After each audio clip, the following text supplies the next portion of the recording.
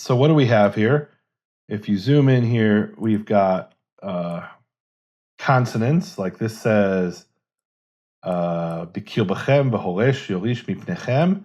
So there's the letters bet, kuf, resh, bet, kaf, mem. There's also vowels below, above, and inside the letters. Then here is an accent called nachta.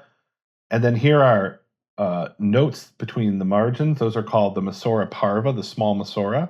And there's also the Masora Magna, which is notes at the top and the bottom. So Aaron ben Asher didn't write the consonants. He wrote the vowels, the accents, the Masora Parva, the small Masora, and the Masora Magna, the large Masora. And then he proofread it. Oh, and this is a beautiful example. Oh. Here's actually an example that's in my PhD dissertation. This is serendipitous. So here it says, you see there's a word here that's erased, the word habrit. Or sorry, habrit is written over the erasure. So Aaron ben Asher... It was smudged. Well, it looks smudged, but that's because it's written over an erasure. And the way you erase is you take a razor and you scratch it off. Now, what was erased here? Well, we don't know. It's been erased. But Israel Yevin, who studied the Aleppo Codex, and he studied the actual codex, not just the photos, for years, he suggested that the word that was erased here was Yud-He Vav-He. The name of God. And why is that?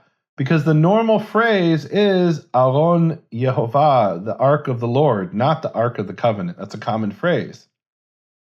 And then we have a theological problem in this verse. So where is this verse, Nelson? Ine Aron Habrit. Let's pull it up here. Okay, so wait, hold on a second. So we have here, this is, I believe, Joshua 3, verse 11. So Joshua 3:11 says, "Behold, the ark of the covenant, the Lord of all the earth passes before you through the Jordan." So the ark of the covenant is the Lord of all the earth? And no, of course not. It's the ark of the covenant of the Lord of all the earth. But somebody could read this as the ark of the covenant, comma, the Lord of all the earth, meaning the ark is the Lord. I see. Now, so it's a theological problem. So, or could be perceived as a theological problem. So if it said the ark of Yehovah, the Lord of all the earth, well, that's no theological problem there whatsoever. An ark of Yehovah is a common phrase. Let's look. Aron Yehovah. Here we have it. The next verse, 2 verses later, has those who carry the ark of Yehovah, the Lord of all the earth. So it's not that the ark is the Lord of all the earth. Yehovah is the Lord of all the earth. Right? So it's possible, or it seems that, I should say, according to Israel Yevin, the scribe, who would have been Shlomo ben Buya'a, originally wrote, "Behold, the ark of Yehovah, the Lord of all the earth."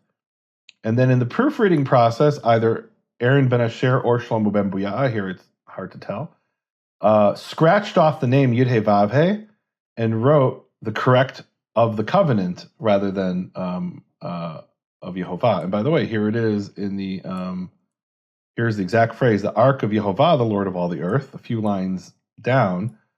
And this could be, it was a theological, meaning on subconscious level, the mistake could be that he was uncomfortable with the phrase, the ark of the covenant, the Lord of all the earth, and so he put in Yehovah, or maybe he had a manuscript that said that. Yes. Right? Because presumably there was a manuscript next to the Aleppo Codex that they were copying from. Right. So that's an interesting point.